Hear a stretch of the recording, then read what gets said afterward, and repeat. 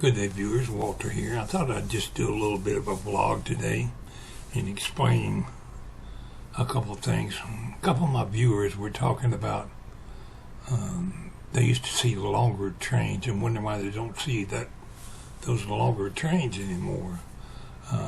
But basically what you're seeing is different kinds of trains, primarily intermodal trains.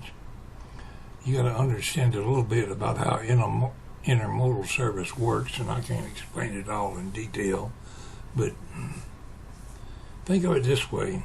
The products are shipped by the shipper nowadays from, say, China or wherever, loaded into these containers.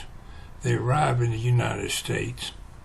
The same container that left the warehouse in China is loaded on a train, taken somewhere in the country, and a little local switcher picks it up and takes it direct to the person that ordered it.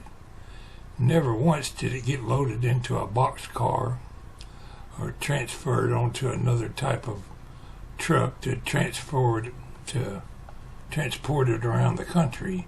The problem is the boxcars got eliminated.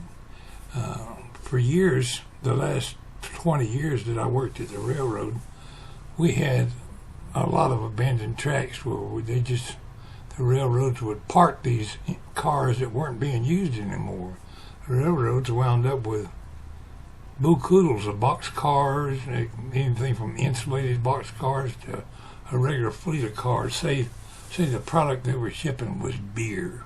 So they would have, say Norfolk Southern would have 300 or 400 boxcars that's shipping this beer all around the country. Hundreds, probably not near high enough an estimate. So originally the product would be loaded on a truck and taken to a distribution center, loaded into a boxcar, shipped around the country, unloaded at its destination, and distributed to the different warehouses that way. But products nowadays that arrive loaded onto an intermodal train, and don't forget, they're stacking on top of each other, double high.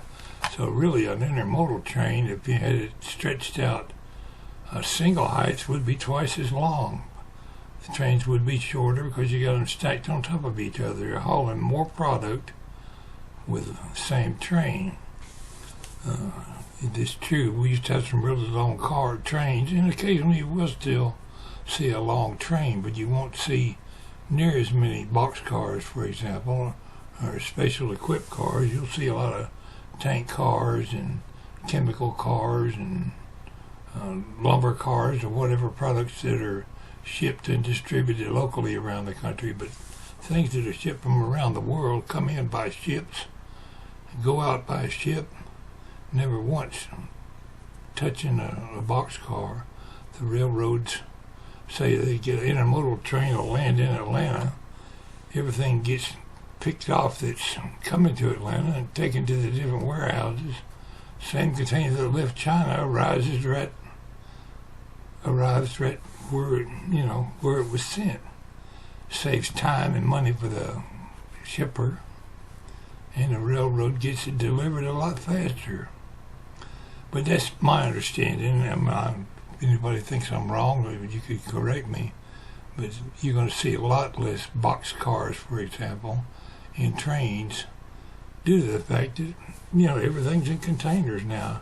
Say, I'm just guessing 50-75% of all the products being shipped are coming and going in intermodal trains. So you won't see as many mixed freight trains as you used to see. It's just a different way of shipping, saving time and money.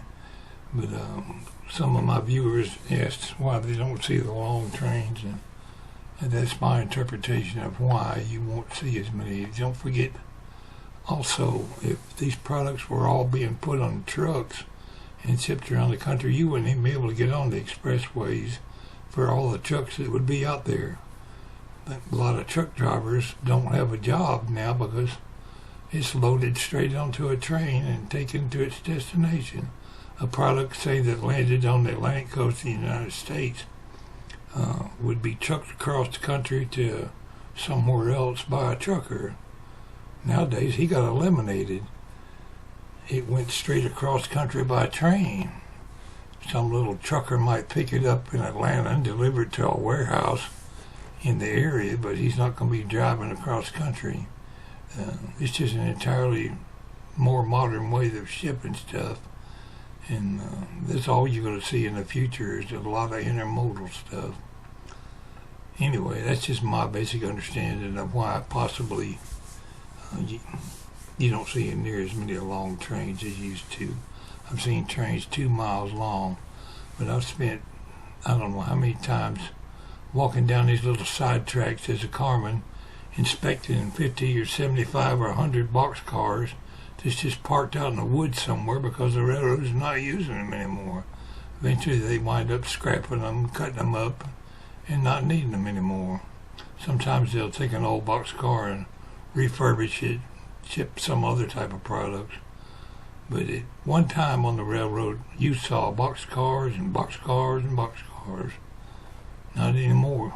You'll see a few boxcars that's shipped straight from a shipper to different distribution points, but not near as many as it used to be.